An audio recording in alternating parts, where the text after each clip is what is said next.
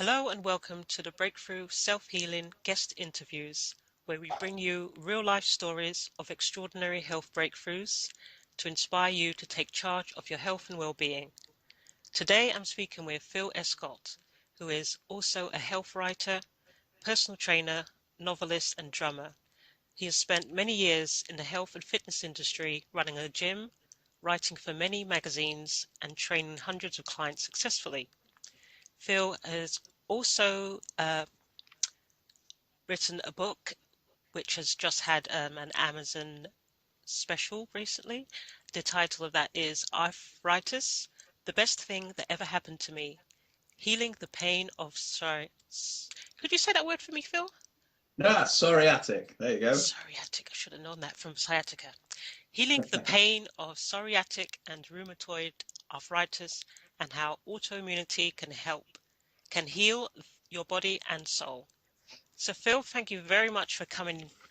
Well, you haven't really come down anywhere, but thanks for joining me today for this interview. I'd love to go over your story with the audience today. Yeah, you're so welcome. It's nice to be chatting to you. Yeah, well, thank you for sending me an email. For once, it wasn't like Twitter followers. For once, it was something practical, and it's good to meet up with someone from the UK as well, which is Well, it's nice. It's nice to see people healing themselves, and then people putting out stories about it. Some people just go straight with the conventional stuff because they don't believe it's possible. So we need to tell those stories. yeah, definitely so. So, I suppose the most logical place is to start with your story when you was first diagnosed with arthritis and what were your early symptoms, warning symptoms? Ah, well, the early warning symptoms I ignored for an awful long time. I think we all do. Anybody who's developing something autoimmune, these things can go on for years and years, just ticking away under the surface. And you don't really notice. The first thing you might notice is if you have a blood test and your CRP, C-reactive protein, or SED rate is up, and the docs tend to brush that off and say, oh, you're just fighting some little infection or something like that. You can have all kinds of little things and weird things. Sometimes I went through those sort of couple of decades thinking that I was a proper hypochondriac, but actually things were starting off, the little sort of bushfires that create the raging sort of inferno. But it didn't all really hit the fan until sort of autumn 2010. And I remember just one ankle swelled up massively overnight, and it was like you'd had a bad sprain in it, horrible feeling. And then a few days later, the left ankle went as well, and then my knee. And I thought, well, something's really up here. But early in the year, I'd had so much pain in the middle of my back, and I'd also had iritis, which is a horrible inflammation of the iris, and it sort of sticks onto the lens, and it can blind you if you don't have some steroid drops. There are some things I'm very grateful to modern medicine for. They've I've, saved my sight Sorry, and not to whatever. interject. I've never heard of iritis. When Yeah, you it's said the horrible. word, I kind of thought the eye, but I've never heard about it. Learning new things every day. Or uveitis. It's like a lot of autoimmune diseases go to the eye. You can get stuff in the eye. Once things are autoimmune and the body's confused, it's all this business of separating ailments is so strange to me because they're obviously all connected Yeah. and the body's confused and it has the systems in place to heal. But when it's confused, it can go all over the place. And you end up sort of in the eye department and then in rheumatology and then in some endocrinology and all of this sort of thing when there should be just a human body department. Because everything's linked and they need to look at everything as a whole. I know they compartmentalize everything in the medical systems. They've got certain sections, and they don't seem to connect with each other. You have to tell your story all over again. You go to one department to another department, and you go crazy at the end of the day. I know it's nuts. You get referred with a broken little finger, and you go in there and you say, "No, sorry, this is the right little finger department. You go to the left one." It's that Don't say it that is. too loud. He might hear you and start doing that. That drives me even more crazy. Oh gosh. No, it is strange because the body obviously works as one, and with the environment as well. It's all one. We're all so connected with the environment, the diet we eat, the light that we subject ourselves to, the EMFs flying around. And what they don't do is to take away the stuff that's causing all of this. All I'm about, it's very simple. People sort of say, oh, how do you know more than docs and how do you do that? Well, I don't, you know, or I just know what what causes the body to be confused in various areas. And you take away those things, and the body tends to reset itself. Not always, and it might reset itself 30% or 70% in different people, and some people might be completely healed. It's not like black and white. You know, it never is. Any of these things are not black and white. I think everybody has the potential to heal themselves. There is an answer.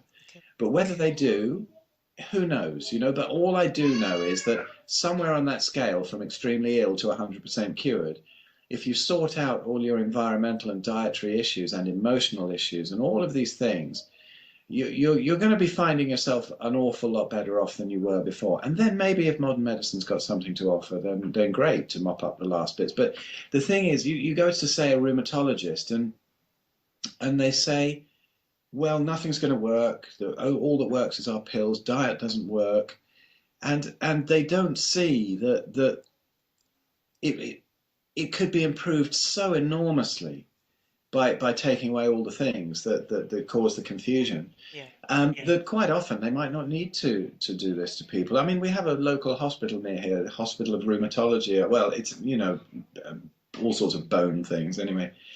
But you go in there, and the first thing you do is smell toast and cakes and things, and they're feeding this to the people who are waiting in the waiting rooms to go in and get their methotrexate for their arthritis. And it's so strange. I mean, to me, absolutely number one is grains with an autoimmune thing, and yet they're feeding that to people in the hospital while they're waiting. They want to keep you there longer, I think. I know what you mean. The food is, I don't even call it food. I had a long stay in hospital and I just, I begged people. I said, I'll pay you a petrol, anything to get me just regular food, just Yeah, certain things like just potatoes, carrots. I mean, what they were giving you was just, it's just incredible. I know. It is funny. And then you're awake all night under these fluorescent lights, which is actually, as far as I can see recently, probably bigger than diet. Is our exposure to artificial light. Yeah. It just completely wrecks the whole body's circadian biology, and you're never going to sleep properly. You're never going to heal. You know, it was a huge revelation to me when I discovered that.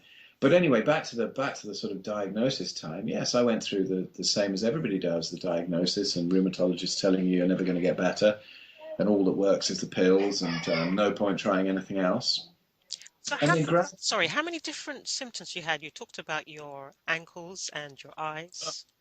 eyes, ankles, wrist, finger, well, one finger, neck, back, sacroiliacs, hips, shoulders. It was all over the place to start with. The only ones that really got affected to the point of damage would be a wrist and ankles and a knee. But it's funny because I can't even imagine it ever being in my ankles now. And they say it's impossible to get it out of the joints. There's a little tingle in one knee. It's all to do with emotional issues, you know. I don't have any pain anymore, but and all the other symptoms have cleared up. Like you have 100 things that go with it. You have all kinds of well, you can have anything. You can have skin outbreaks. The sort of palm of my hand was rotting through at one point. It was horrible.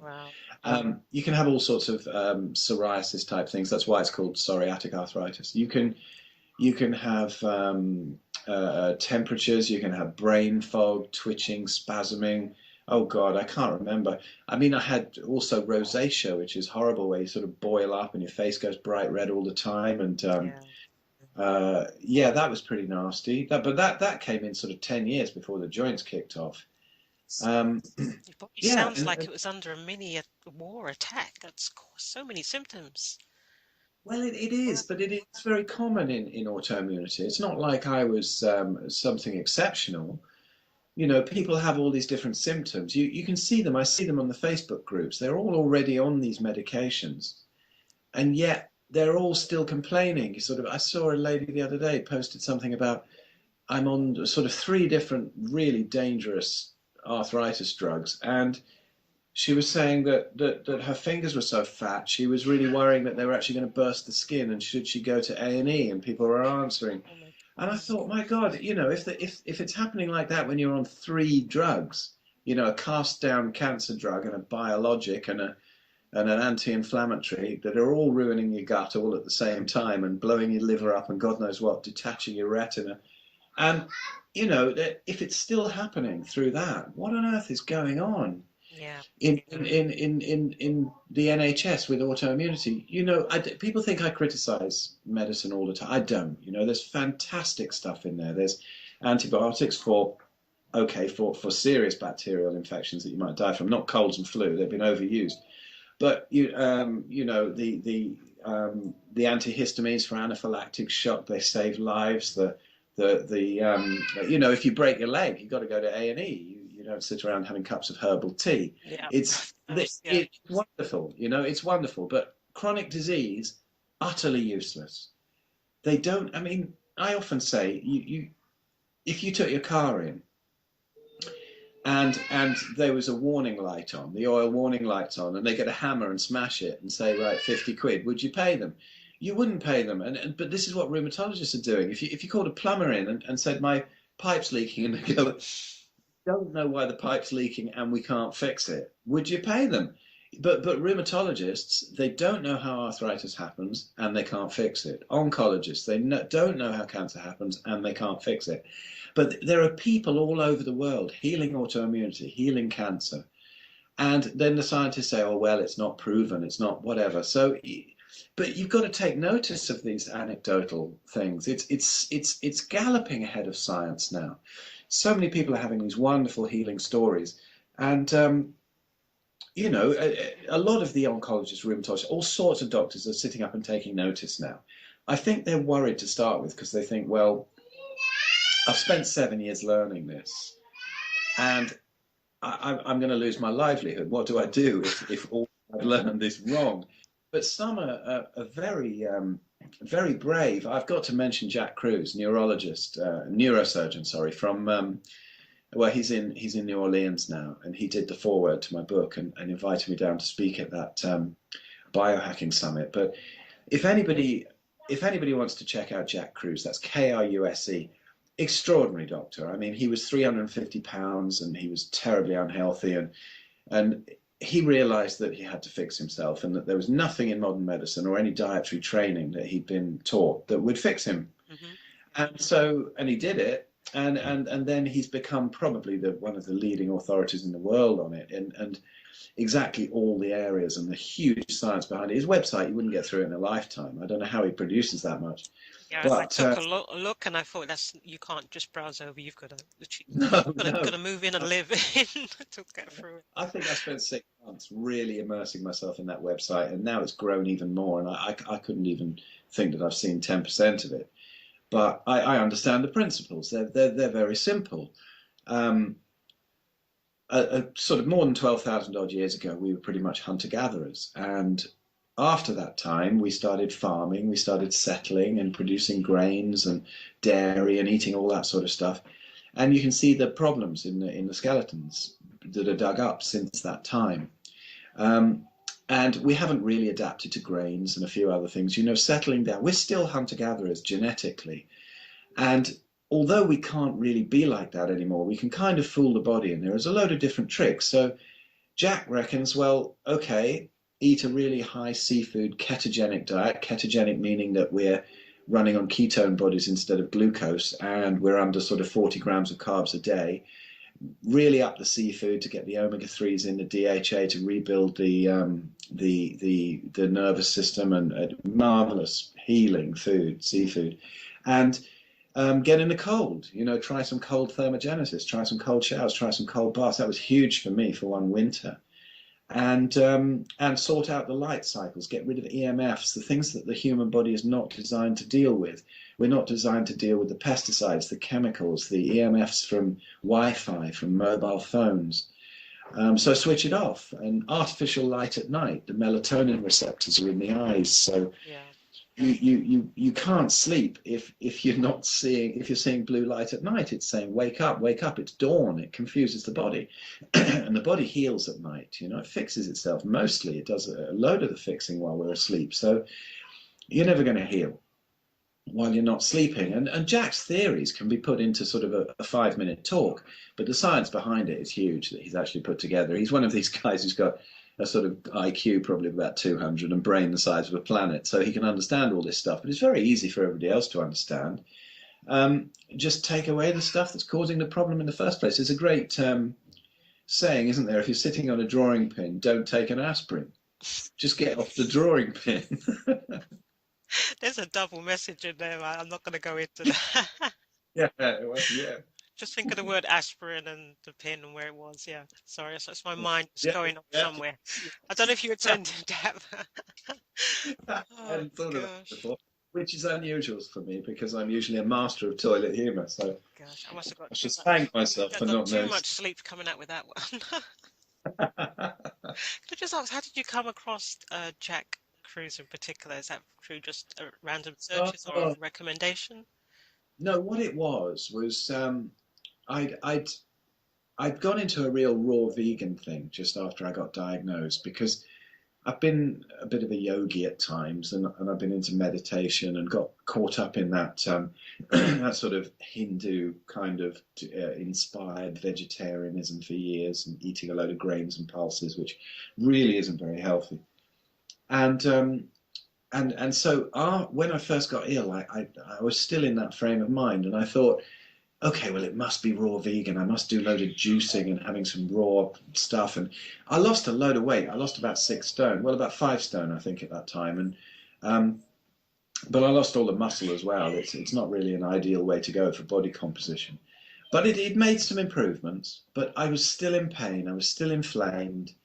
I was really skinny. I didn't look that great at all. Okay. And and I found that thing about the bone records. I stopped looking at diet gurus, if you like. They were all seemed to be conflicting, and I started looking at sort of like the history of humans really, and how we've colonized the planet, and as far as we can tell anyway.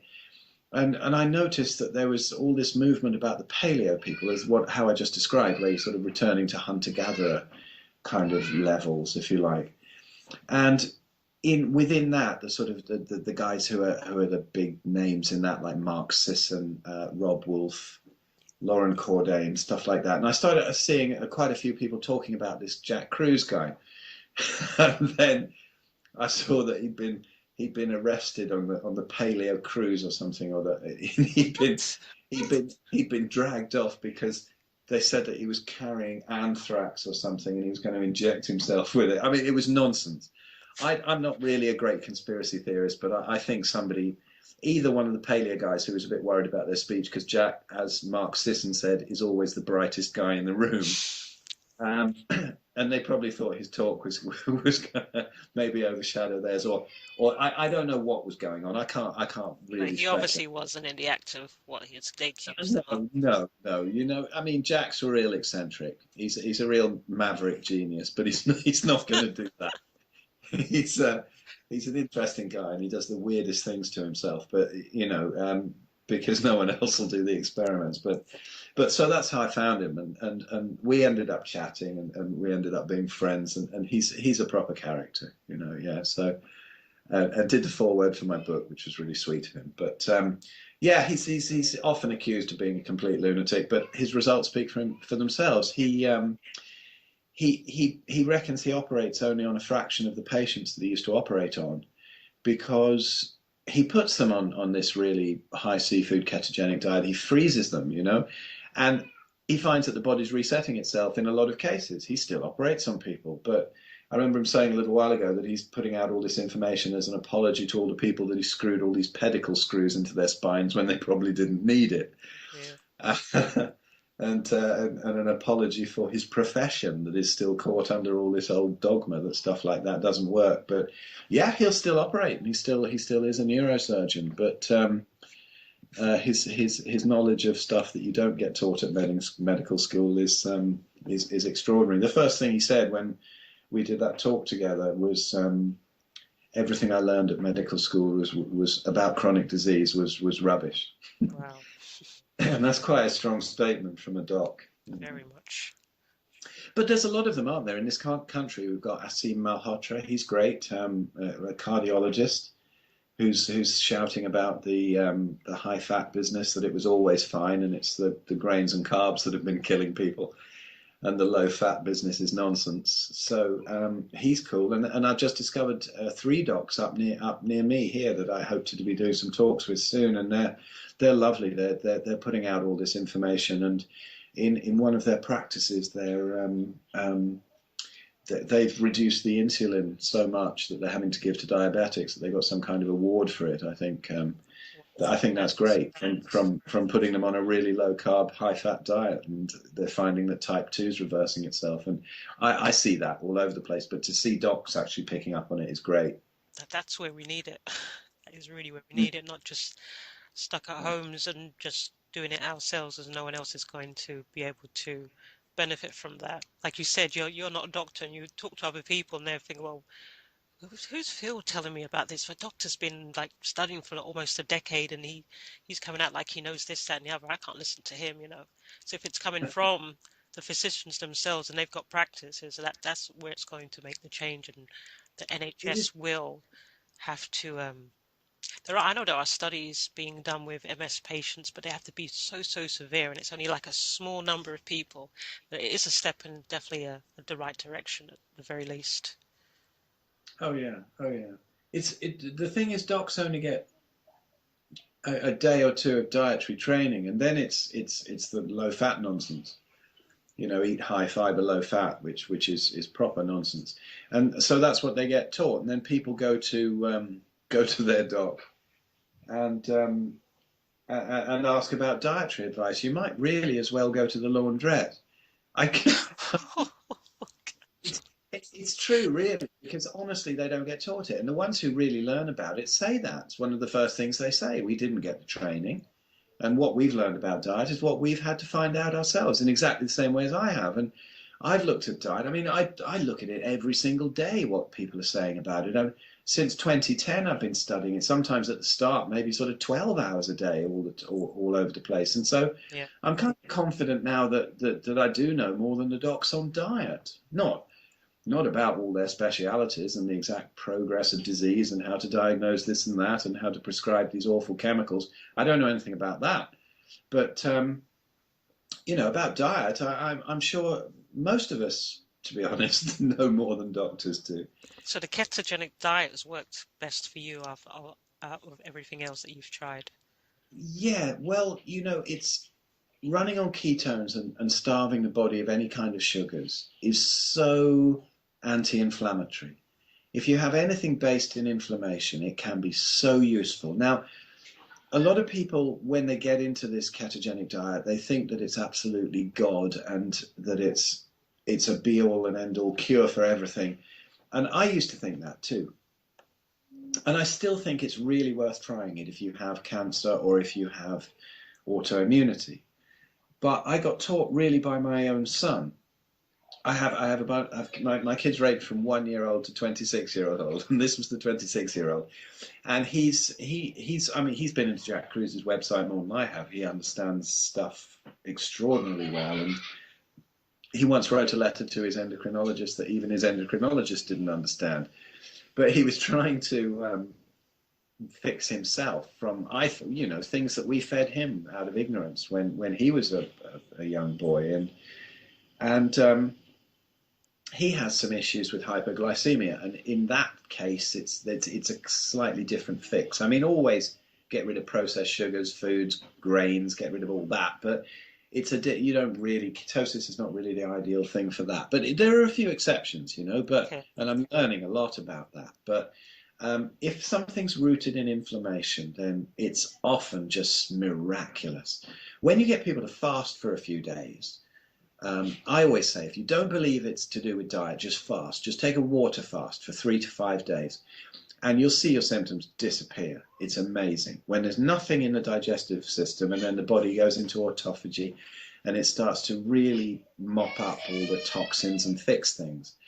And that's what ketosis does. It kind of mimics fasting, but while nourishing you at the same time. And it's very easy. The brain runs beautifully on ketones. The body runs beautifully on ketones. Some endurance athletes now are using it, and they're not having to carry these awful carbohydrate gels and things with them. They just take some water. Because when you're running on ketones, you're also incredibly efficient at burning fat. So it doesn't really matter to the body whether a meal goes in the mouth or it comes off your tummy. So it's wonderful for people who are really overweight as well, Yeah. and have sort of metabolic disorders and diabetics and pre-diabetics. It's wonderful. Um, people really don't understand this, and Weight Watchers and Slimming World and things are really missing the point because they're still focusing on calories rather than changing the whole system of the body and resetting leptin, the hormone that tells us whether we're full or not and governs insulin. You know, if you reset leptin, insulin's gonna pretty much follow suit.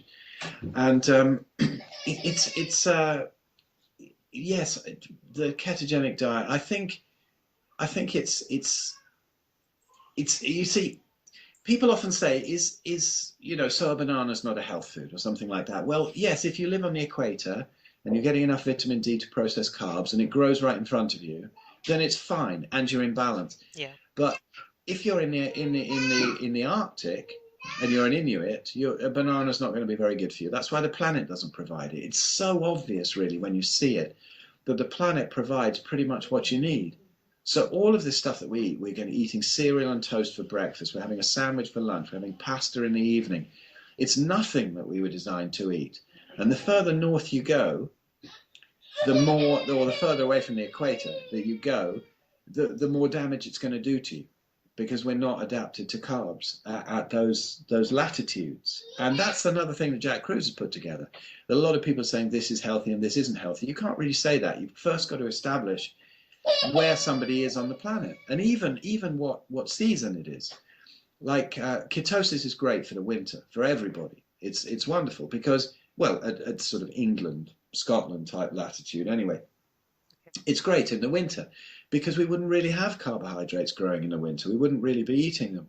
You know, a lot of the time. So even North American Indians, they used to eat pemmican pretty much through the winter, which was, you know, maybe a few nuts and meats and whatever encased in fats, so that it would preserve it. And they were eating pretty much a sort of 80% fat diet, like the Inuit in the winter, and they were perfectly lean, perfectly healthy. This business of being frightened of fats has caused an awful lot of trouble. Okay, vegetable oils and trans fats and all the things we've created, they're horrendous, yeah.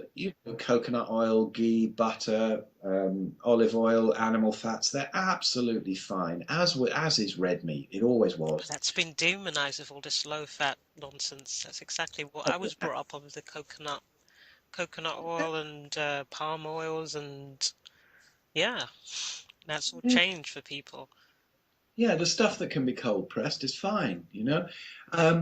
So yeah, it's not about if you're really healthy and fit, there's absolutely no reason why you can't go through the summer eating a few bananas and sweet potatoes and stuff. It's not the carbs are the devil.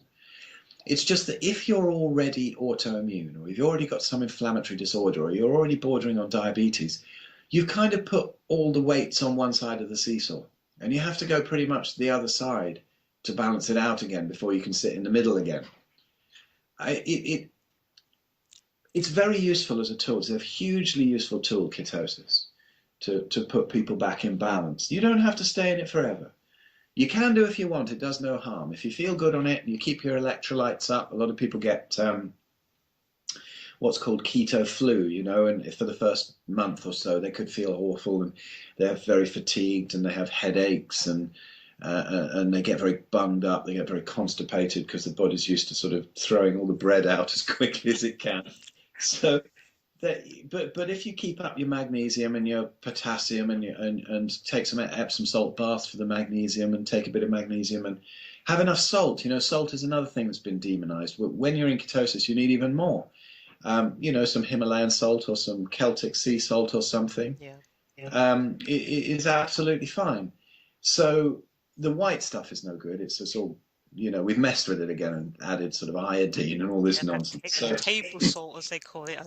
That's mad, isn't it? Well, you spread it on the table, fine. It's not human salt. So, So, Gosh. you can have a lot of extra salt, and that is fine. Even some, a little half a teaspoonful or something in a glass in the morning sounds nuts, but and totally against all sort of health advice. But it really helps you through the first month while the body's going, give me some sugar, and there's none available. Eventually, it says, oh, all right, sod you, I'll burn the fat. And it does, and then real miracles happen. I see it so much in the first month. People are going, "Oh, I feel awful," and you think, "Oh, they're never going to push through," and some don't. And then after about 30 days, they're going, "Oh, I feel amazing," and this has happened, and the weight's falling off, and yet I'm eating as much as I want, and it's all covered in butter, and it's just a great way to lose weight and reset the body, and you know. So it's not a diet. It's kind of a way of eating. It's a lifestyle, really, I guess. So it's worked quite well for you. I mean, did you go through those symptoms at all when you first started? Well, I didn't really notice them because I had so many appalling symptoms from the autoimmunity that when I finally twigged on to dropping the carbs rather than being a raw vegan and trying to juice beetroot all day, I didn't really notice that anything was going on. I remember a period where I had really bad brain fog and I couldn't figure it out. I mean, it was so bad that I just would walk into rooms like I was stoned or something, and I couldn't remember why I was there. Oh, Um, and I was left alone with my daughter, who's 7 now, and she was about 2 at the time. And I remember just standing there in the kitchen, and she came running in and said, Daddy, look at this." And I turned around, and the tap was on the washing up full blast, and it was spraying me and soaking me, and I was trying to cook as well, and I'd burned 2 saucepans already, and I didn't know where I was. And then I read in Jack Kruse about fish and really upping the fish, and I went on pretty much a fish fast for a while, and within 2 days all the brain fog was gone, the twitching and spasming was gone, that no rheumatologist could tell me what it was, because it's not part of the usual sort of arthritic symptoms. But like I say, autoimmunity can go everywhere. They classify things into MS, arthritis, fibromyalgia, all of this. But these things cross over. Individual people have completely different symptoms all over the body. And whenever I talk to somebody or I'm doing some Skype consultation with them, I do a lot of those now. There's so much fun. And they say, I've got this symptom and that symptom. I've got that. I said, just ignore them. Unless they're life-threatening, don't go running around the departments. If you take away the stuff that's causing any one of these, you'll find that most of them will just follow. that's right. Alleviates all of the symptoms rather than It just go does. after one and then another one, and that can drive you crazy. Yeah. Otherwise, you're gonna be in every single department. Sitting in that waiting room for 3 hours before the guy can see you for 5 minutes. And if you're already feeling ill, do you really want to be waiting in a hospital in a waiting room? Stay at home, watch a film. Don't be sitting in there. It's I ridiculous. know. So Even now, I do not like queuing up anywhere. I have to really think of something different because of a long stay in hospital. Just queuing up just the thought of it drives me a little bit crazy. I know. You time waited and waited and waited. You're waiting there with this great hope, and you go in, and it's just nothing happens. They go, "Oh well, we're not sure. Come back and see me in another 6 months." And it's really ridiculous to have to queue up for that, and they probably get loads of money for that consultation. It's yeah, I just again, I'm having a go at the NHS and whatever, but it's just the chronic disease side of it, really. The last time I went to a rheumatologist, it wasn't even an appointment I wanted. It's just that when you've been seeing them and then the appointments keep on coming up. I'd already said I wasn't going to have anything to do with their medicines. I did try them for a month and they were awful, so I didn't try them.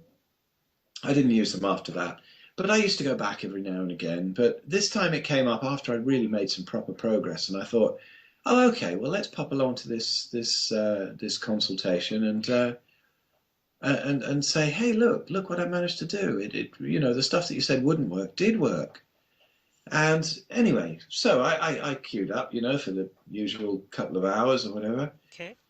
and sat there in the waiting room at that hospital of rheumatology with the cakes and toast wafting over the waiting room, and really sort of crippled and twisted people who were very overweight, looking grey, very ill, or from the meds, probably, I don't know. And they were just looking terrible. And I was the one who was probably the healthiest in the waiting room. And I thought, oh, they're going to be interested in this.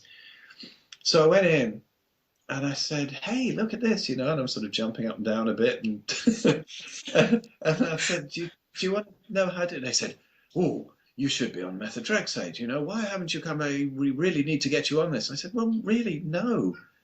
And I said, well, look at the people in the waiting room. You want me to take what they're taking? They've all got sticks. They're all limping. What I'm walking around. they I'm fine. asleep and not looking at you. That's so odd.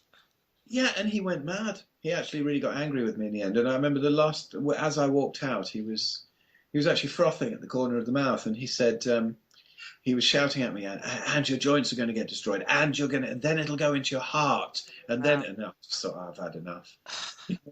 It's sort of the fear mongering thing. Some docs I met are beautiful. This guy was particularly offensive, but um, Had you seen that man before, or is it just that one yeah, time? yeah, yeah, I'd seen him. He started off pretty cool. I've put quite a bit about him in my book. He was an interesting character. But once he realised that you weren't going to do exactly what he said, every appointment he started to get more and more unfriendly. But it's funny; they don't seem to want to learn anything. It was in one of the early appointments I was talking about alternative stuff, and he did actually say to me, "Well, actually, I think I'm a bit institutionalized." And that was the only time he said. And I thought, a lot of the docs must be really, and I can sympathise because, these people have tremendous goodwill. They want to do it for all the right reasons, and they want to help people, and then they have a lot of time invested in their training. But it just isn't helping chronic disease, and you see more and more they're just jumping off that bandwagon, Well, the and it's changes lovely in our to see. national health with all these targets, they need to see more patients and stuff. So before I would be like, knives and daggers out for someone like that, but he's probably under, there's a conflict of interest, one, Absolutely, yeah, yeah, yeah. and They, he's definitely under, targets and goodness knows what else. So it just plays, and it's probably not just you, it's probably some other things as well, to give of credit. course, yeah. But then I remember going to see a naturopath, Gabby Hayes. She was lovely in Wilmslow, not far from me, and she also did the other foreword to my book. She's become a great friend since. But I remember that first appointment because things were so crazy in my body. I thought I must have Lyme disease. If you get Google painful joints and twitching and spasming, all you're going to come up with is Lyme disease. And I go out in the wilds a lot, mountain biking and whatever. I go fishing, and I've been bitten by ticks. So I thought, okay, it's quite possible I've got Lyme disease. And I went through this awful time of thinking that was it. I was going to end up twitching and spasming to death in a wheelchair. And anyway, so I phoned Gabby up and I said, "Can I have an appointment?" I heard that she had this machine that you sort of put on your, well, you hold these two electrodes and it actually reads out in the computer anything you go through from vitamin deficiencies, mineral deficiencies, to whether you've got Lyme disease, the different kinds of what do you call them? I forgot, spira sheets, that you get in there. Parasites? All sorts of stuff like that. It'll read, yeah, and it's said to be proper woo woo, proper snake oil, but I don't know, having experienced it. Anyway, I went to this first appointment with her, and she could hear how worried I was, and she fitted me in even after surgery hours, and I was there for about 2.5 hours, and I thought, you can't get that in the national health. And she was listening to me. She was actually listening to me.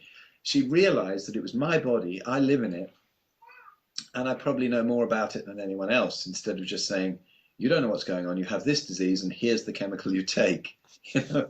So to have somebody actually listen to me about all this stuff was extraordinary. I mean, there Yeah. was a lump in my throat half the time. It was wonderful, and I was pretty sick at the time. I remember could hardly even walk around her practice, and she was great. She pointed me in some amazing directions, and since then we've swapped loads of info because I've learned a lot about autoimmunity from the inside, and it's lovely to have swapped tons of info. And she's a great mate. So anyone who lives up near Manchester way, go see Gabby. She's brilliant at natural practices. She's fantastic. So that was a huge revelation for me to see actual care from the doctor to the patient. Really It's good to marvelous hear to as just well. listen. Yeah.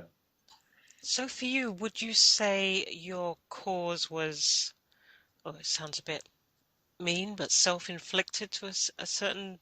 Absolutely, it always is. And if you're offended by somebody saying that, you're not really getting the point of why things go wrong. They are. The first thing you've got to realize when you're sick is that you've been a complete idiot. And you've got to fix that. You've got to change all the ways of thinking, throw out old dogma. I was worse than most people because I was actually really interested in health and fitness. I'd written a book about it back in '96, and I'm still selling that, but I've had to go back and completely redo the diet chapter because I was totally wrong. And you've got to throw out all your old ideas, and you've got to know that you've been well, not necessarily an idiot in some respects, yes, but Let's just say misguided. yes, Kind, actually, yeah. in a lot of respects, misguided too, but also just ignorant of what is actually causing that. You know, kids these days, they've got mobile phones, they've got their faces buried in iPads, all of this stuff going on. They've got Wi-Fi flying around. The parents don't know. I see how parents feed their kids, you know, cereals and toast and ice creams and all that sort of thing. And the healthiest thing they get is fruit, which is also full of sugar and really a bit of a waste of time. As one of the paleo guys said, that always amused me, there's nothing that you can get from fruit that you can't get from vegetables apart from diabetes. Oh, You know, and kids, you know, oh, eat some fruit. It's a healthy snack. You're five a day. Where did that come from? It's nonsense. Did the Inuit have five a day? No, they didn't. They had fat and protein, and they were fine.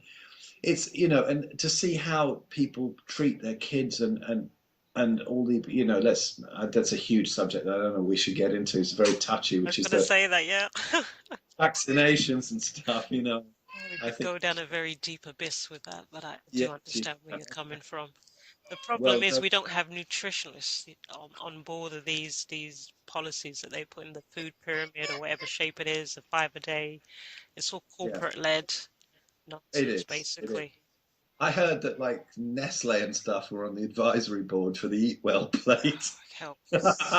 And that amused me because you know you've only got to look at the Eat Well plate and realise what nonsense it is. You can forgive them a bit of pasta here and there. Just, I mean, it's awful, but just because the guidelines say that. But they've even got sweets on the Eat Well plate. And then in my daughter's school in the dining room, there's a big sign underneath it where it also says choose low fat options under this plate that's full of sweets. And I thought, wow, So that that that that strange. that means a Mars bar is more healthy than butter. Amazing, It's really, seriously really. got sweets on there. I mean, what? Oh yeah. Okay, it's only a small part of the pie chart. Oh, you should only allow this amount of sweet. But if you're actually putting really what the human body should have, which really Why the would Eat they Well need plate to should be, include that anyway? If anything, if it's something yeah, sweet, maybe a fruit, but oh, that's crazy. no, it's amazing. It's amazing. They've obviously had the kids make this thing as well. You know, it's sort of 3D. It's kind of all molded and papier mâché or whatever. And yeah, there's like Smarties tubes stuck on it and It just whatever. sounds like we're all doomed if that's what they put in the kids' No, heads and the parents' heads. It's no, it's nuts, isn't it? And you know, I was invited there one day for lunch to see how healthy, you know, the school meals were and all that sort of thing. So I went along and and they have these tables. They have these little chairs, like kiddie-sized chairs. And I'm 54 now. I'm pretty old with this new family I've got, and most of the mums, you know, they're 30 or less maybe. And I was one of the few parents who could fit on one of those chairs. oh dear. And, and, and I was sitting there, and Amelia said to me, "Should I eat this bread roll?" And I said, "No. Well, you know, you can eat it if you want. It's your own decision, but you know, it's not that great for you." And they were sort of looking at me like I was mad. You know, fat's the bad thing. Obviously, they're kind of at Weight Watchers probably or whatever. And there's this guy saying, "Oh, don't eat wholemeal bread roll." But I could actually fit on the chair, so I was quite proud of that at my age. So yeah, it's a Oh thing. The gosh. information is awful. They had a what did you call it? Oh, healthy heroes, where somebody comes in and teaches them about healthy eating, and they had a few things that were okay, but you know there was a load of nonsense on that. And then they sent out this questionnaire, which was, "Do you think your child has benefited from this healthy heroes thing?" And then they had any comments below, which they really shouldn't have said to me, because of course there was like attached sheets. But I don't know. You just got to say it, really. But the headmaster there is wonderful. It's a beautiful school, great teachers and whatever. And the headmaster now told me that he's wearing orange shades at night and not looking at the computer, without them, and not letting any blue light in, and sleeping better and all that kind of thing. Good So man. He's got it's nice. feeling conscientious at least. I think it all comes down to knowledge and information. I mean, some people might be listening and thinking, oh, they're a bit sort of obsessed with things like that. I mean, it's the information that makes the difference, I've found, and just taking things on board without getting too frustrated, too angry.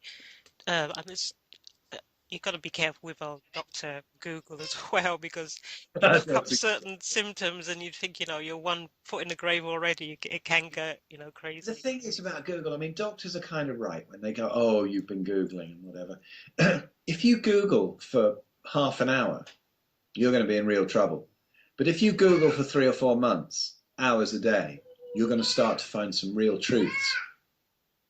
So do your own research, and do the experiments on your own body, because it's the only way we can do it. And the kind of experiments that you're doing, obviously there's some lunatics out there and they're saying some appalling things, but most of these experiments are harmless. So carry on. If you're cutting out carbs or whatever, no, it isn't dangerous. Just go for it and carry on and do exactly what you like. If you're wearing orange goggles at night, great. If you're doing even something as weird as liver flushing, which I did, it's a very strange practice, where the most extraordinary things come out of your body. It's harmless, it involves a bit of Epsom salts and some olive oil, and it's okay. It's not going to hurt you. So the good thing about these things is that mostly they're absolutely harmless. Yeah. So it's fine. Experiment.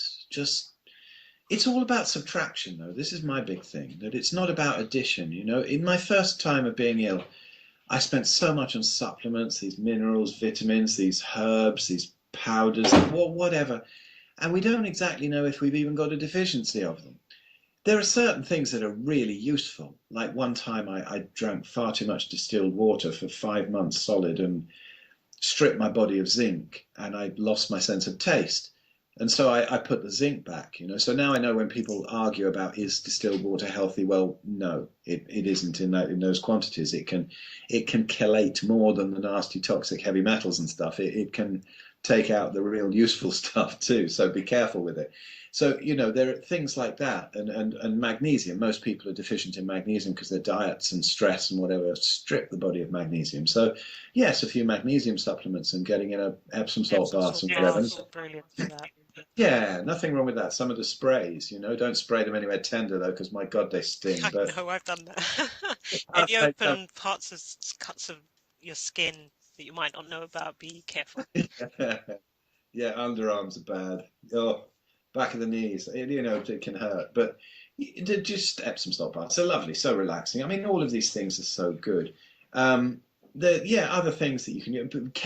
Vitamin K is a huge one. To get your vitamin K and your vitamin D and your vitamin K up, because the National Health have kind of cottoned on to vitamin D now, but that will make the body absorb the calcium and do all sorts of other lovely things. But it also makes the body absorb the calcium into prostate and arteries and whatever, unless you're having enough K, which is like the traffic policeman that tells it to go into the bones and not to clog up your arteries. So, stuff like that can be quite useful. But when you get into the other stuff, you can just waste so much money on these supplements, because until our gut bacteria is fixed, until we've been on a nice low carb diet, had a load of probiotics, a load of nice fermented foods in, and rebuilt that gut flora, we can't really absorb anything. So all of these vitamin pills and mineral pills are just going straight through us. It's an absolute waste of time taking them. And once your gut flora is balanced, you won't need them anyway, because you absorb them so well from the food. That's right, yeah. If your The absorption is poor, then no matter what you do, you're not going to be taking in any of those exactly. minerals at all. Yeah, people don't focus enough on absorption. It's all what they're putting in, and that's important, of course. But the absorption is it. People are having all these B12 injections because they're low in B12. But I heard somewhere that you only need enough about the size of your thumbnail to last a whole lifetime. And the gut bacteria create that. They kind of make it as a byproduct I might get the science wrong, so somebody come in the comments underneath and give me a slap for that or something, but it's something like that. But once the absorption's right, you never need any of these, and you're getting some nice red meat in and some organ meats and whatever. You're never going to need B12 injections. If you're a vegan, you're probably going to have them to stay healthy, but the body shouldn't really need stuff like that. It's okay as a reset, but Yeah. yeah, Well, well, what you said about the B12, if I can help you, because I've spoken with a doctor, not online, and they basically went through the stages of B12. It is created by, like as you said, your own internal gut flora. It's created within your body, and yeah. it is just a very tiny amounts we do actually need. He said if you can't absorb things, he said off the record, having a fast, not necessarily for days, but fasting even in the mornings, as long as you can, and having very light meals, that can help get your gut going again, and things like broths and stuff. As I said, it was Wow, off the record because it's not part of the national health, but yeah, things like that you don't forget. that's nice. That's nice. The docs are doing that. Yeah, off the record. That's funny, isn't That's exactly what he said. it? It's amazing what they can't talk about, though. It's a shame, really. I know. Once they realise, I yeah, have a feeling if the doctors could have more charging in what they do, like people like me and you, we're sort of connecting and we're telling our stories, and people are finding out the information that way. If doctors could get together without having that the backlash that's gonna, from their peers, etc., I think things would really change really rapidly. But unfortunately, you literally have to break off from the mainstream, become a naturopath, and all these other different fields that a lot of people don't even know exist. yeah, So, yeah, I just want to like I don't want to be sort of like down over this. I want to people to have hope, to have a place, a venue where they can go to, because I know uh, these are areas that are not covered by your normal national health. You literally have to out of pocket unless you've got insurance. I mean, how did you pay for yours? Was it out of pocket or do you have like private Hey, I insurance? was really lucky at the time. We had quite a bit of money and that's gone. But we did at the time. It was quite a good time to get ill for me financially because I could actually just sit around and lie on the sofa and research. So that's why I do what I do because I was in a very fortunate position. I understand that people who have to work 9 to 5, they get these suddenly hit by these illnesses and they don't have time to get into it. So they get swept up by the NHS and maybe they get a couple of years where they might get some relief from the symptoms if they're lucky before their liver blows up or something. But I was so lucky, I really was. I could really sit down and make this my absolute number one priority. It's all I did. It's all I really did for the first 2 years was just constantly read and read and read and study and watch videos of all these different docs who'd come round to that. Wonderful people. So, Natasha Campbell McBride is wonderful as well. Her stuff is huge on gut healing. I love her Another work. Yeah. Yes, I saw that you'd been working with her, didn't you? You'd be in your sort of summit or whatever you Yeah, put she on. had was a great was a great interview. She knows so much. Yeah, she does. Unbelievable. She travels a lot with the work she does. She's very knowledgeable in diets, literally all over the face of the planet. She told Yeah, me yeah, things I never would imagine finding out, like off yeah. the after the interview itself. So yeah, very knowledgeable woman. Yeah, she's lovely, and yeah, she cured her own kid of autism, didn't she, with those kind of ancestral type diets, and they're in all Thank cultures. goodness as well. I don't like the fact that people just feel like they get a diagnosis and that's sort of the end, and it's not necessarily that they give up, but if they don't know things like this, they don't know where to turn. Well, I'm glad for my own sort of anti-authority, rebellious nature that I've always had, that I could steer away from it. But even for me, it took me ages to get that rheumatologist off my shoulder, saying, whispering in my ear, "It's not going to work. Diet doesn't work." There's always the doubts because we do hold these people as gods, often subconsciously. So for somebody like me who's always been interested in alternative health things and had even written about it, um, for me to be swept up with it, I really do sympathise with people who are. Did you find other people who went through similar um, issues as yourself? Or did you go mainly look for like doctors who had the knowledge and that background? I couldn't really find anybody who had healed anything themselves to speak to. I mean, early on, I read some book by Barbara Allen called Conquering Arthritis, and she was the first one really who kind of persuaded me that it was possible.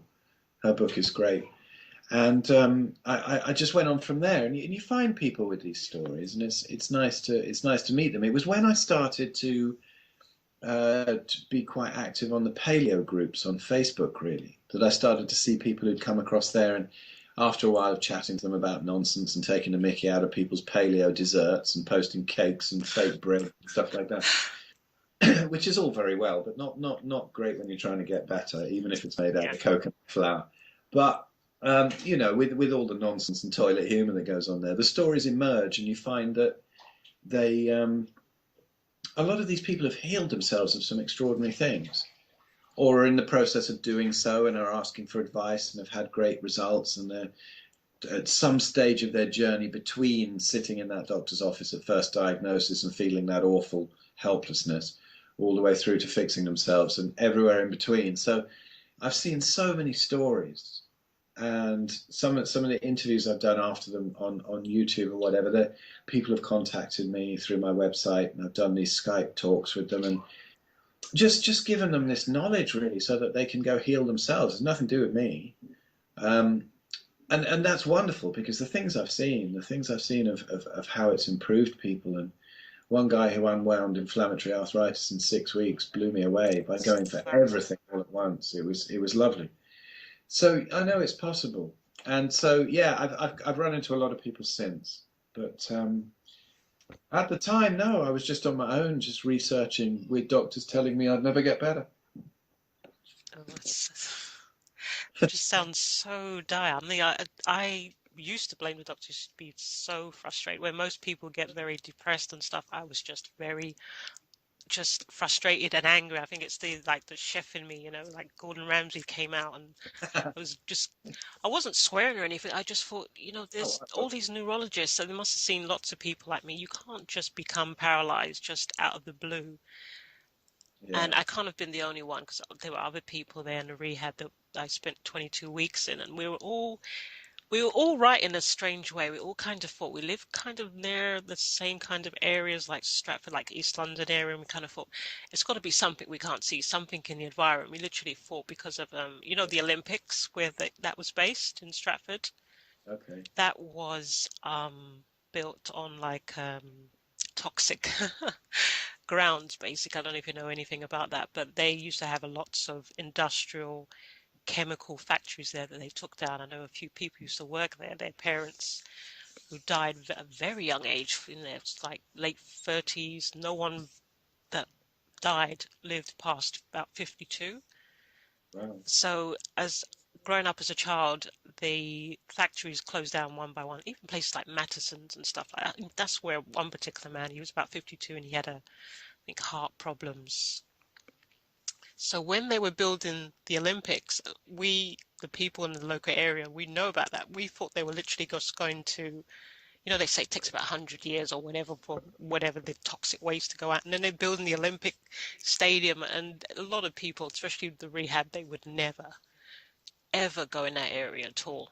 Doesn't matter how glossy it looks, because that was That's an awful. environmental hazard, basically. So I was in shock. I thought, my goodness, can't believe it. Anything for money. So yeah, It's, I was just really just frustrated. I just needed answers. Once I got my answers, and I'd be able. That's the only time I could say I calmed down because the stress of me just being, that high temper just did not help with healing whatsoever.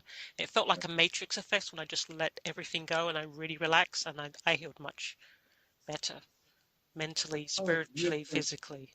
there's a point where we can do everything we can do with diet, with emotional, with environmental stuff, and then we've got to get onto the emotional stuff and the spiritual stuff. Really, we've just got to, because the echoes of this stuff carries on. Once you've set the body off into confusion, that it manifests some autoimmunity. Even when you've set all the physical stuff right, it quite often doesn't come right again. You've got to just almost reset the fact that you believe you have a disease. You've got to reframe that whole thing and look at the beliefs that might have been going back decades that have created that illness mentality. You know, I am an ill person, and you reset those, and that's quite often the time when things really do disappear. Yeah, It's I it's experienced that, so I definitely agree with that. I wouldn't have at the time. You wouldn't be able to get anything through to me. Even the nurse went to give me a relaxation tape, uh, so you can tell I definitely was not in a good place. no, you got to take people through it from the level that they're the most interested in. If they're drawn to something, if somebody's really into finding out about their diet, there's absolutely no point telling them to go and practice emotional freedom technique or go and look at Byron Katie's The Work or something like that, because they're not ready for it. And that's fine. Everybody comes in at their own point. Um, just the weird thing to me is that somebody with all these problems and environmental issues, then they go to the doctor and they get given another chemical. It's Oh it's so gosh. weird to me now. The whole approach is so weird to me. I can't really get my head around it. And a lot of people are starting to understand about, like you say, all the toxic dumps, pesticides, all this kind of thing. But people are not really realizing the poisons that we carry around in our pocket, which is our mobile phone, and the Wi-Fi that we have flying around our house, and the people, the health problems that people have when they live very close to sort of electricity pylons or mobile phone masts is huge. The Yeah. brain cancers have shot up. Jack Kruse is saying he's often operating on people who it's clear that it's because they've had a mobile phone stuck to their ear hours a day. And Oh man. the brain produces a tumor. It's had enough of that kind of thing piling into it. So it's very common these days, very common. The cancer rates are huge, and it's so obvious. They go, oh, we don't know what causes cancer, and everybody's having all these. I get tired of that term. We don't know. I know, and they have these charity events. You know, these. Oh, this is for charity, and that's for charity, and then the money all goes back to the drug companies, to cancer research. It's nonsense. I mean, you've got to take away what's causing it, and then see if there's some unexplained ones, maybe maybe find out, start to narrow it down a bit. But you take away. It's very difficult though, isn't it, in the modern world to get rid of all these effects. You can't, even if you get rid of the Wi-Fi like I have here. It's We don't have any Wi-Fi. We plug it in with an Ethernet cable, and okay, that gets rid of our Wi-Fi. But everywhere else, when you go out, the masks, everything. Yeah, we're all affected. And then they're trying to fit smart meters to the house, which pile a load of that Oh, in as well. stop that. They And go, they're not coming. No. no, they're not coming to my house No, either. I'm not, I don't want to talk about that because I might speak in another language, in other words, cursing. That's just crazy. Yeah, that's really strange, isn't it? So people go, "Oh, yes, that's so convenient. Come and fit a smart meter." No, they have no idea what's going on. I don't even go into it with people. I just say, no, you're getting rid of more. How many millions of people need to lose their job, be made redundant? Let that, the meter reader man, let him have his job. Yeah. Because if I go into the technical bits, they're looking at me like, what? What's that about?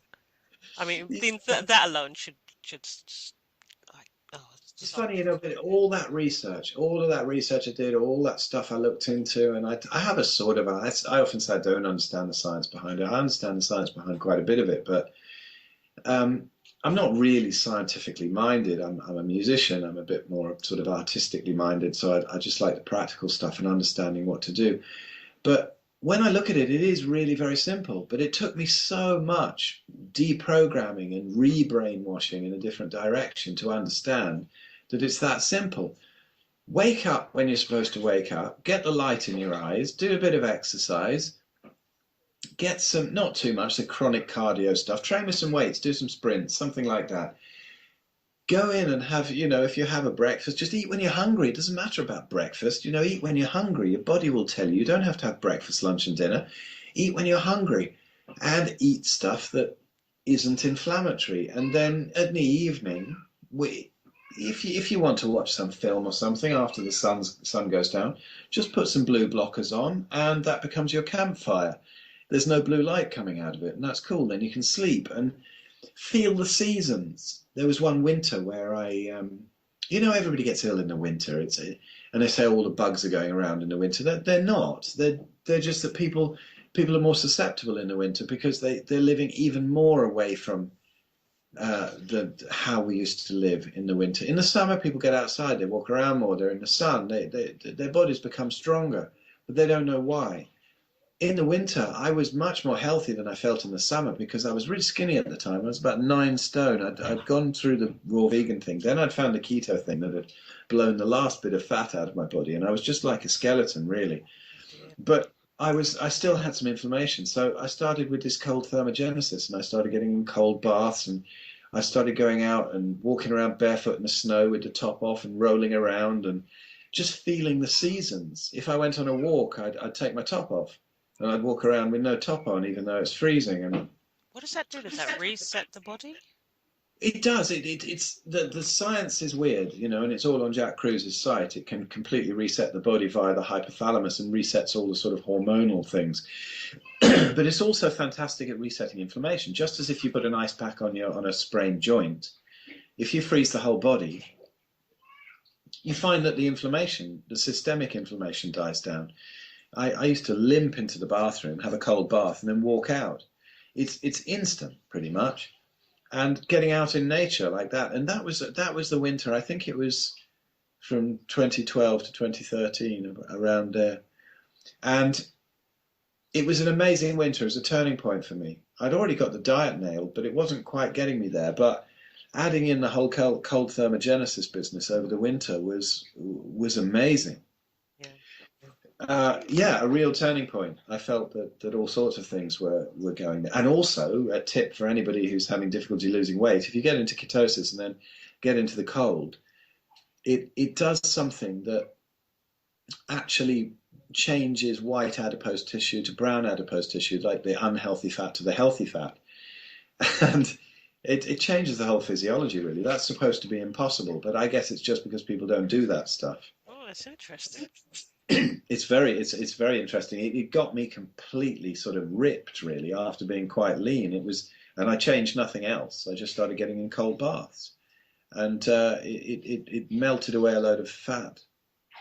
It's amazing. The science is there on that, and I'm not really sure about it, but it is there, and yeah, extraordinary, really, absolutely. Oh, just put that down.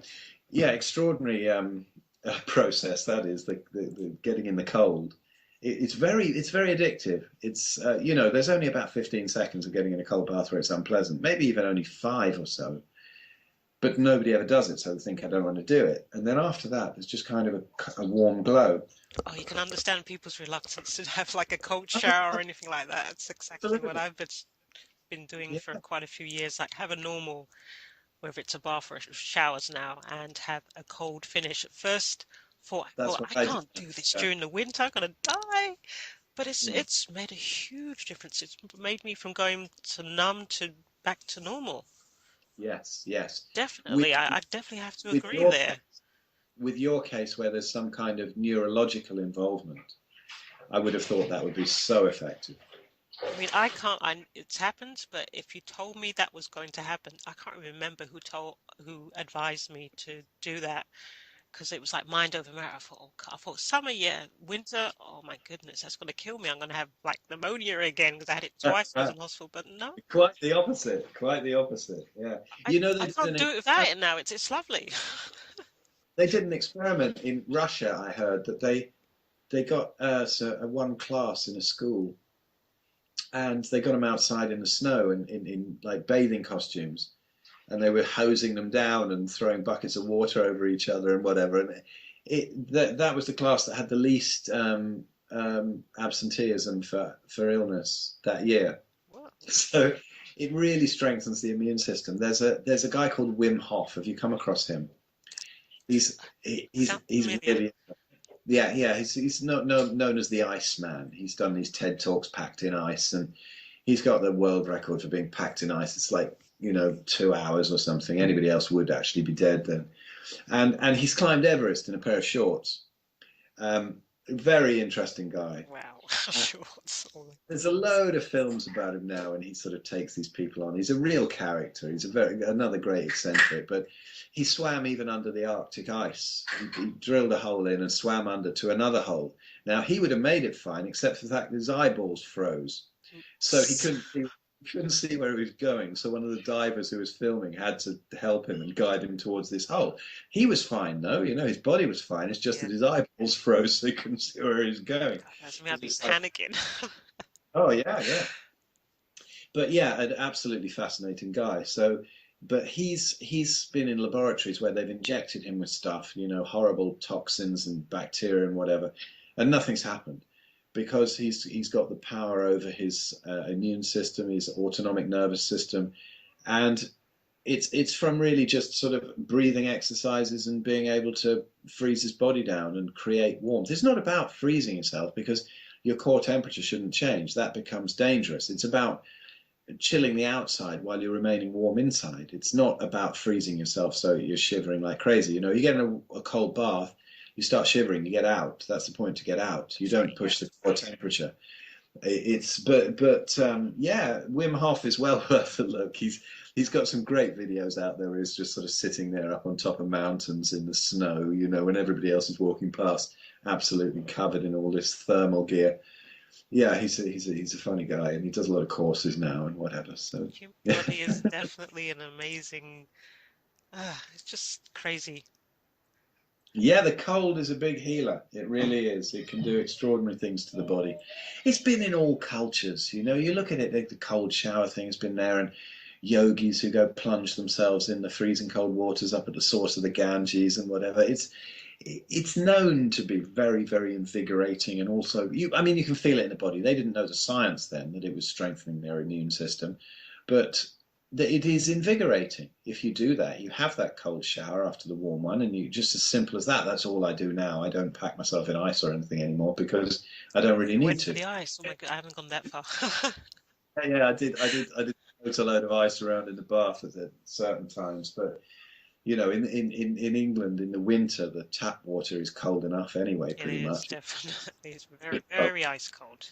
Yeah, yeah. So I just have the odd cold shower now after the warm ones, but it feels exhilarating. This is the thing. So people go, "Oh, it's not doing any good. You just feel better." Well, of course you feel better because this is your instrument panel in your body. If you feel better, you are better. That's what the body tells you. And they go, "Oh, well, placebo effect, this or that." The placebo effect is probably the biggest thing in healing. Definitely, I'll take that any day. Yeah. So if something feels invigorating, if something makes you feel better, then that's the clue that it is better for you. The doctors teach us to lose our intuition. Listen to them. This is the ailment you've got, and this is the chemical you need. Nonsense. Start to listen to your body. It's starting to listen to the whispers before they become these shouts, so the doctor needs to intervene. If you just listen to the whispers, then it's fine. And if you have a doctor that's tuned into that, everybody's well. I like the cultures where they pay the doctors when people are well, not when they're ill. I think it is in certain parts of China. It's like that. I believe they only Yeah, get paid when, yeah, when you get results. I'm not even sure where it is, but it's that would be a great thing in the NHS. You pay people when they get better, Well, that but would be a nobody lovely get. revolution there. Oh, I can't Yeah, see that no, happening anytime soon, though. Because it's no, all money now. It's been privatized. I couldn't believe when that happened. I thought, oh my goodness, thank goodness I'm not in hospital now. Goodness knows what they do to me. Because unfortunately, most of the drugs, what they called side effects were the effects of me every single time. Even the nurses, um, they couldn't handle being like me and other people because we were having such bad time with things. I just said like, no, stop, no more.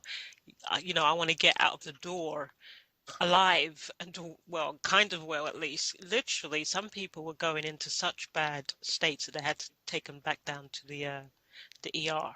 That's how critical, you know, these so-called medications were doing to them, their body, because it just seems like a big experiment when it comes to autoimmune, whether you're paralyzed, you can't feel things, you can't really respond. You want to ask questions. If you can't really feel things in its normal sense, you're not your own best judgment, if that, you know what I mean. But when you I mean, see um, people suffering like that, I mean, they're in pain as it is already. You're taking things like morphine and it's only working for about an hour and a half, and then people are screaming and wailing. I mean, it is awful. It's like a bad scene out of Gotham, the Arkham Asylum thing. It's really, really, really bad. And a lot of people, all they need is real pain relief, like safe pain relief as well. I mean, if we knew about all this anti-inflammatory foods and stuff, and just shut down that kitchen and just had just fruit and vegetables, just real stuff, yeah, yeah. that would have made a difference. It was a food that I just didn't like it because it was like a little microwave this, a microwave that. I just said, no, that is not going to help. I just knew it's Okay. not going to help. Don't give me a packet of ice cream, please. That's just Yeah, yeah, ice cream and jelly an and stuff, isn't insult it? on the human body. Ah, Would you like a biscuit? Would you like some toast every 5 minutes? It's like they're touting for repeat business or something. I don't know exactly what's happening. I mean, my dad went in hospital and he should have come out. He should have had he should there was a brain tumor, but it was operable, and they should have whipped that out and sorted it out. But for the first 2 weeks, I was pretty sure it was, and they wouldn't even test for it. They were saying, "Oh no, it's some kind of virus or something, and he's got this inflammation, and so we need to give him all this." And they gave him this awful stuff and piled it into him. It was 2 weeks before they actually finally did some scans and found this brain tumor, and and then um, and then they gave him loads of other horrible stuff, and within a month he was dead. And I know that it was this because there was nothing really wrong with his heart, but he had a heart attack in there. So what the hell caused that? That oh, was I'm sorry that to was hear that. all, That sounds awful. that was all the crap they gave him. Now, cool, I mean, these things happen, and it was his time to go, and I don't bear anyone any grudge or anything. It happened. It's what the hell, um, but really, if the treatment was different, or if I'd have known what I know now, I might have been able to get him out of there without that happening. So yeah, it just must happen to people all the time. It's like the people who how many people do you say, oh, they died of cancer? Well, no, 9 out of 10 died of chemo. Chemo and radiotherapy, 9 out of 10 died of that. It's not the cancer. So yeah, it's a bit of a funny view of what's actually going on. It's a But it's stark realization of what really is going on, though. I mean, yeah, it sounds, it's just what they say at the end. It just sounds like, oh, they had cancer. They don't want to, they never ever even talk about the chemo when they talk about someone who's passed. To no, they me, don't. They it's don't. like double obvious what really sort of took down if their defenses, their immune system was, they just overdo it. It's not even just the chemo. I think it's just the levels of it. And at what point do they say, we've got to stop? Yeah, yeah, I really don't know. It's not part of my consciousness, if I ever end up that way, or as people close to me who know of me. They call me a bit crazy because I will literally do as much as I can before I don't even go to a chemist or things like that. I have all my little herbs and spices, and I'm okay now. I used to be so fretful. I used to think, what's going to happen to me next? I was so yeah, highly frustrated and sort of cynical. I'm compl It's like somebody knocked me out, woke me up, and started all over again. I'm really so grateful to be alive and well today. I mean, I'm not yeah. that well, but I just feel much more confident, much better, and just being able to talk with people like you, talking with the doctors, it's made a huge difference. And just seeing people's healing experiences on in their videos and just reading their blogs, that has made a huge difference. As I say, God bless the internet. Oh, I don't know what I'd isn't do without it because the people around me, they're so doom and gloom, skeptical, and they've seen what's happened to me, and some people just don't want to see me because they think they're even more skeptical than doctors, thinking that you can't heal from certain things. Just because they can't get their head around it, they just want to pretend like I don't exist anymore. And to me, that's fine. That's, you know, a couple of hours I don't need to waste anymore of my time, basically. So, if that's the way we have to part ways, then it's kind of weird. Somebody's getting better, but you can't handle it. But I I've just, had that. I've lost friends. I've lost very close friends over it who just couldn't handle it and have got isn't it suddenly become strange? really hostile. It's a funny thing, but again, I see it as another gift. I really think that everything that this illness has brought me has been a gift. Okay, there was a bit of pain, but I was too much of an idiot to listen to the whispers, so that was my own fault. But it's even weeded out the people who were really my friends and the ones who weren't. And I was surprised at ones that were and ones that weren't. It's really deepened friendships. It's Yeah, deepened it's been a blessing in that sense because relationships. I feel like time is so precious. I feel like there's a not time wasted, time has been lost, and I don't have to lose any more. Literally this year alone, 8 people have gone with the wind, literally, because it was just too much. I get to a point where if it's like family, you see less and less of them. Then there's a point where you've just got to cut off. Otherwise, I'm going to end up as my next um, career as a serial killer or something like. It just got so stressful. So it's just not worth it for me. It really not worth it at all. And some people say, "Oh, it's family," and I say, "Listen, I don't have to sit here and go through all that. They did this, they did that, and we don't." I said, "Just leave it at that. You know, Yeah, just well, have there's a to saying, isn't there, that we're get on with our seldom lives." born into our real families. That our real families are the people who we really resonate with, who are the closest to us, and they're not always blood relatives. So Yeah, I know what you mean. I mean, I've got a brother in New York I've never met before. I've just sort of said hello to him on Skype. I literally have his grandmother, and it's just the way we get on. I mean, he's only in his 20s, and he's just so, um, I wouldn't even say he's mature. It's just we can talk, we can laugh about things, and he's closer in more of a brother to me than my own brother, so to speak. There's no, never had an argument. We've had like a few things on and off, but nothing that would make me think, oh gosh, I'm never going to speak to him again. And people I just come across and I talk to, I feel more of a kindred spirit than my own blood and flesh, uh, oh skin and whatever you call it, family, which is a bit sad. But it's just a word at the end of the day. no, it's fine. It's fine. It's just all humanity. I think that's one of the main things is to realize that You just have to let it we're go. all so interconnected. We're all kind of part of the same organism, really. And so it doesn't matter. It doesn't matter if we're drawn to somebody, that's cool, and sometimes we're great friends with people, and that passes, and that's okay as well. It's often a bit sad, particularly if it ends in sort of puzzling what one might feel as misinterpretations and funny hostilities, but you just have to accept that kind of thing, and always, if one door closes in anything, friendship, in life, in everything, if one door closes, loads more open, and it's fine. Just watch it go by. That's why I say it. As I said, it can be a blessing in disguise, really, because you Yeah. may just go on and be like some people who literally go like, literally physically throttle each other. Well, you don't want that. It's just no need. The less stress, the better for me anyway. So that's just life. But I just Oh yeah. want to end it on a good note rather than that.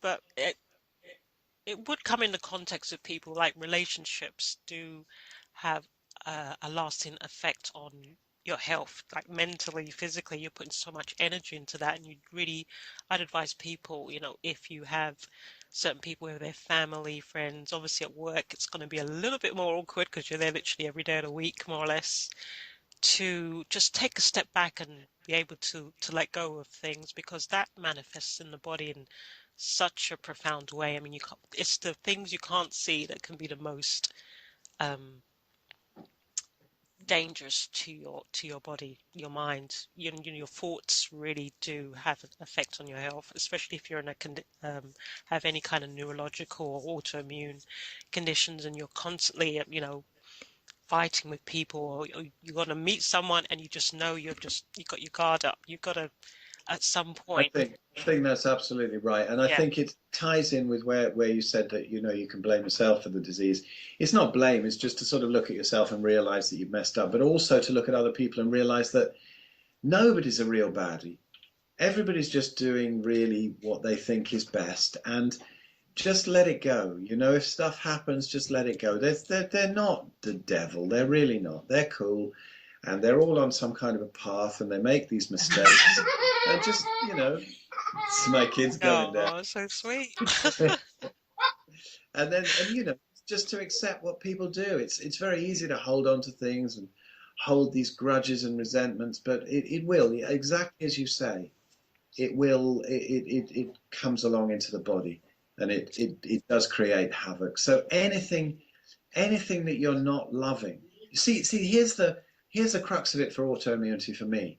The body is obviously not loving itself. It thinks that part of its own tissue is an enemy, so it's attacking it. So this obviously comes, everything in life comes from the subtle through to the gross, from say emotions through to the physical and whatever.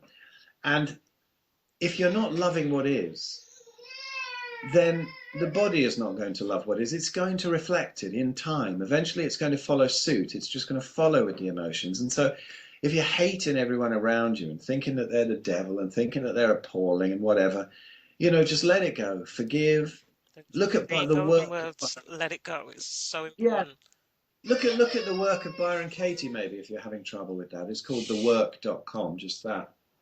And that helps people so much to reframe these ideas that this neighbor is my enemy because he did this, or my mum did this to me and that, and whatever it is.